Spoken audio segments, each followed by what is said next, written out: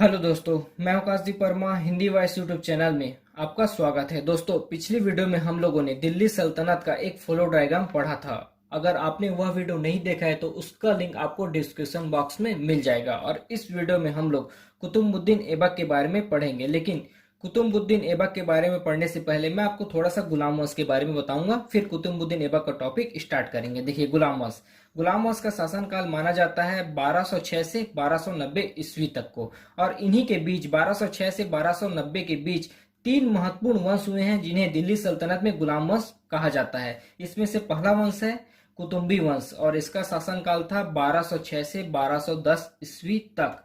दूसरा है शमसी वंश, इसका शासनकाल माना जाता है 1210 से 1266 ईस्वी तक। तीसरा और अंतिम वंश है गुलाम वंश का बलबनी वंश और इसका शासनकाल माना जाता है 1266 से 1290 ईस्वी तक। तो इन तीन वंश को दिल्ली सल्तनत में गुलाम वंश के नाम से जाना जाता है और गुलाम वंश के संस्थापक थे कुतुबुद्दीन ऐबक। कुतुम्बी वंश और गुलाम वंश के संस्थापक कुतुबुद्दीन ऐबक को माना जाता है। अब देखते हैं कुतुबुद्दीन ऐबक का सामान्य परिचय। देखिए, कुतुबुद्दीन ऐबक का जन्म हुआ था तुर्किस्तान में। कुतुबुद्दीन ऐबक मोहम्मद गौरी के गुलाम थे। कुतुबुद्दीन ऐबक को सैनिक सेवा के लिए मोहम्मद गौरी के द्वारा खरीदा गया था गजनी के एक व्यापारी से। गुलाम को फारसी में कहते हैं बंदगा। देखिए, कुतुबुद्दीन ऐबक मोहम्मद गौरी के गुलाम थे। कुतुबुद्दीन ऐबक को सैनिक सेवा के लिए गजनी के एक व्यापारी से खरीदा गया था। गुलाम को फारसी में कहते हैं बंदगा। ठीक है। कुतुबुद्दीन ऐबक का शासनकाल था 1206 ईस्वी से 1210 ईस्वी तक। देखिए, कुतुबुद्दीन ऐबक का मृत्यु हुआ था चौगोन खेलते वक्त, घोड़े से गिरने से इसका मृत्यु हुआ था, आकस्मिक मृत्यु हुआ था। ठीक है। मोहम्मद गौरी के द्वारा कुतुबुद्दीन ऐबक को दिल्ली का शासक बनाया गया था और कुतुबुद्दीन ऐबक को दिल्ली सल्तनत का संस्थापक माना जाता है। कुतुबुद्दीन ऐबक को दिल्ली सल्तनत का संस्थापक माना जाता है। कुतुबुद्दीन ऐबक मोहम्मद गौरी के गुलाम थे। ठीक है। फिर उसके देखते हैं पारिवारिक शासन नीति। और एक चीज और ध्यान रखिए, कुतुबुद्दीन ऐबक के द्वारा 1206 में कुतुम्बी वंश की स्थापना किया गया था। सबसे पहले वो दिल्ली का शासक बनाया गया था मोहम्मद गौरी के द्वारा। देखिए, मोहम्मद गौरी ने जितने भी अपने साम्राज्य उसमें प्रत्यक्ष रूप से शासन नहीं किया बल्कि अपने गुलामों के जरिए उन्होंने शासन किया। और मोहम्मद गौरी की मृत्यु के बाद 1206 में कुतुबुद्दीन ऐबक के द्वारा कुतुम्बी वंश का स्थापना किया गया था। फिर देखते हैं पारिवारिक शासन नीति। देखिए, कुतुबुद्दीन ऐबक ने अपने आप को सुरक्षित रखने के लिए पारिवारिक संबंध जोड़े। उसके अंतर्गत देखिए, गजनी के शासक हैं ताजुद्दीन यादौज, इसकी पुत्री से विवाह किया और गजनी से सुरक्षित हो गया। उसके बाद देखते हैं दूसरा मुल्तान। मुल्तान में के शासक हैं नासरुद्दीन कुबाचा। तो नासरुद्दीन कुबाचा से अपनी बहन का विवाह कराया। कुतुबुद्दीन ऐबक की बहन का विवाह नासरुद्दीन कुबाचा के साथ करवाया और मुल्तान से भी वह सुरक्षित हो गया। तो गजनी के शासक ताजुद्दीन यतौज की पुत्री से विवाह किया, वहां से सुरक्षित हो गया। मुल्तान के शासक नासरुद्दीन कुबाचा से अपनी बहन की शादी करवाया और वहां से सुरक्षित हो गया। और कुतुबुद्दीन ऐबक ने अपने गुलाम इल्तुतमिश, कुतुबुद्दीन ऐबक के गुलाम है इल्तुतमिश, इसका विवाह अपनी पुत्री सातुर्किन से करवाया। तो कुतुबुद्दीन के ऐबक के गुलाम और दामाद हो गए इल्तुतमिश। उसके बाद देखते हैं उसके दरबारी कवि। कुतुबुद्दीन ऐबक के दरबारी कवि थे फर्रुख मुदीर हसन निजाम। देखिए, इसकी रचना है, हसन निजाम की रचना है ताज उल मासीर। दोस्तों, नेक्स्ट पेज में कुतुबुद्दीन ऐबक के बारे में कुछ ईयर वाइज घटना और उसको किन किन उपाधियों से नवाजा गया है यह देखते हैं।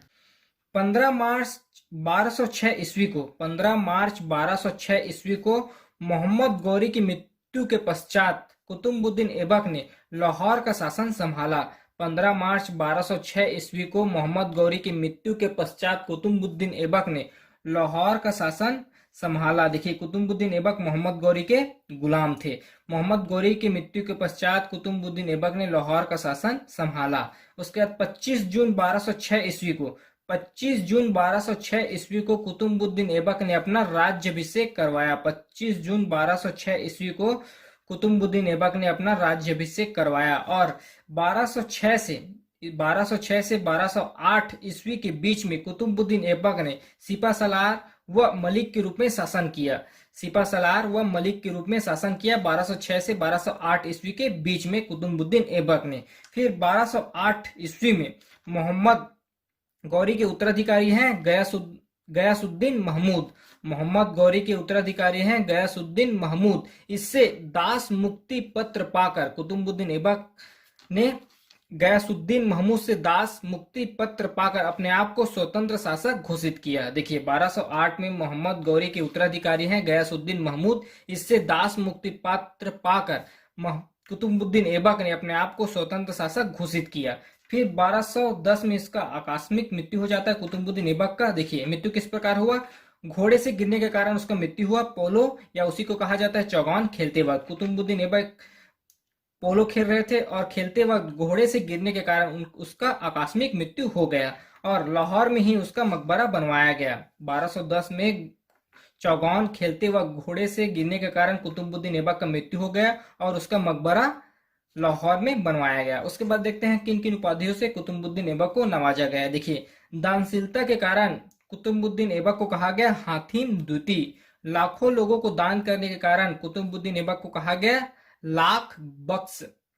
कुरान का कुशल पाठक होने के कारण कुतुबुद्दीन ऐबक को कहा गया कुरान खां। और मोहम्मद गौरी के द्वारा कुतुबुद्दीन ऐबक को 3 प्रकार की उपाधि दिया गया है। पहला ऐबक, दूसरा मलिक और तीसरा सिपा सलार। ये तीनों उपाधि मोहम्मद गौरी के द्वारा दिया गया है कुतुबुद्दीन ऐबक को। तो इस पार्ट में हम लोगों ने कुतुबुद्दीन ऐबक के बारे में पढ़ा। Next page. इस वीडियो में हम लोग कुतुबुद्दीन ऐबक के द्वारा भारत में निर्माण कराया गया कुतुब मीनार, कुव्वत उल इस्लाम मस्जिद, 2.5 दिन का झोपड़ा, इन तीनों के बारे में इस वीडियो में हम लोग पढ़ेंगे। इन तीनों से रिलेटेड बहुत सारे क्वेश्चन भी पूछे जाते हैं। तो चलिए आज का वीडियो स्टार्ट करते हैं। सबसे पहले देखते हैं हम लोग कुतुब मीनार का निर्माण। देखिए कुतुब मीनार का निर्माण करवाया गया था शेख ख्वाजा कुतुबुद्दीन बख्तियार काकी की स्मृति में। शेख ख्वाजा कुतुबुद्दीन बख्तियार काकी की स्मृति में कुतुब मीनार का निर्माण करवाया गया था। शेख ख्वाजा कुतुबुद्दीन बख्तियार काकी एक सूफी संत थे। देखिए इसका निर्माण कुतुबुद्दीन ऐबक के द्वारा करवाया गया था। और एक चीज ध्यान रखिए, केवल पहला मंजिल ही कुतुबुद्दीन ऐबक के द्वारा बनवाया गया था और बाकी के 4 मंजिल तक कंप्लीट उनके गुलाम व दमान है इल्तुतमिश। कुतुबुद्दीन ऐबक के गुलाम व दमान है इल्तुतमिश। इल्तुतमिश के द्वारा 4था मंजिल तक का कार्य पूरा करवाया गया था। 4था मंजिल तक का निर्माण कार्य उसके गुलाम कुतुबुद्दीन ऐबक के गुलाम इल्तुतमिश के द्वारा करवाया गया था। और 4था मंजिल को हानि पहुंचाते हैं फिरोज शाह तुगलक। और उसके बाद 4था मंजिल के स्थान पर फिरोज शाह तुगलक ही 2 मंजिल और बनवाते हैं। 4था मंजिल को हानि पहुंचाते हैं फिरोज शाह तुगलक, लेकिन कुछ समय पश्चात फिरोज शाह तुगलक ही 4था मंजिल के स्थान पर 2 मंजिल और बनवाते हैं।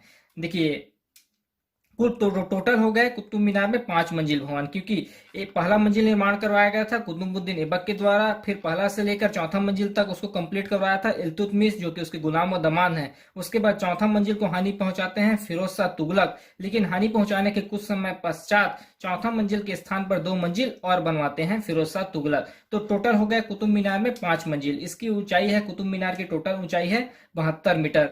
एक बार मैप के जरिए और देखते हैं कुतुब मीनार का निर्माण। देखिए ये मैंने डायग्राम तैयार किया है कुतुब मीनार का। देखिए इसमें यह है हमारा पहला मंजिल। पहला मंजिल का निर्माण करवाया गया था कुतुबुद्दीन ऐबक के द्वारा। फिर पहला मंजिल से लेकर 4था मंजिल तक के निर्माण कराएंगे उसके गुलाम व दमान इल्तुतमिश।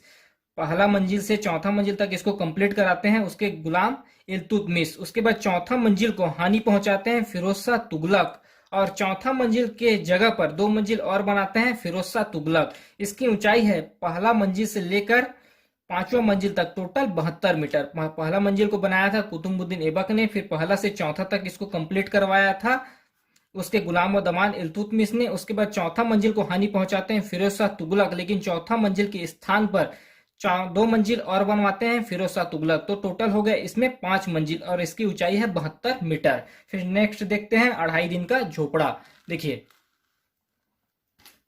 2.5 दिन का झोपड़ा यह अजमेर में बना हुआ है। इसके निर्माता है कुतुबुद्दीन ऐबक। देखिए इसका निर्माण कुतुबुद्दीन ऐबक ने संस्कृत महाविद्यालय को तोड़कर बनाया था। 2.5 दिन का झोपड़ा अजमेर में बनाया गया है, कुतुबुद्दीन ऐबक के द्वारा बनाया गया था और इसका निर्माण संस्कृत महाविद्यालय को तोड़कर बनाया गया है। उसके बाद देखते हैं कुव्वत उल इस्लाम मस्जिद। देखिए यह दिल्ली में बनाया गया है। इसके निर्माता भी कुतुबुद्दीन ऐबक हैं। देखिए इसका निर्माण जैन मंदिर को तोड़कर बनाया गया था। कुव्वत उल इस्लाम मस्जिद कुतुबुद्दीन ऐबक के द्वारा जैन मंदिर को तोड़कर बनाया गया है। विशेष बात यह है कि यह भारत का पहला मस्जिद है। कुव्वत उल इस्लाम मस्जिद भारत का पहला मस्जिद है जो कुतुबुद्दीन ऐबक के द्वारा बनाया गया था। यह मस्जिद दिल्ली में कुतुब मीनार के निकट है। कुव्वतुल इस्लाम मस्जिद दिल्ली में कुतुब मीनार के निकट ही यह मस्जिद बनाया गया था। भारत का पहला मस्जिद है। जैन मंदिर को तोड़कर बनाया गया है। कुतुबुद्दीन ऐबक के द्वारा निर्माण करवाया गया था।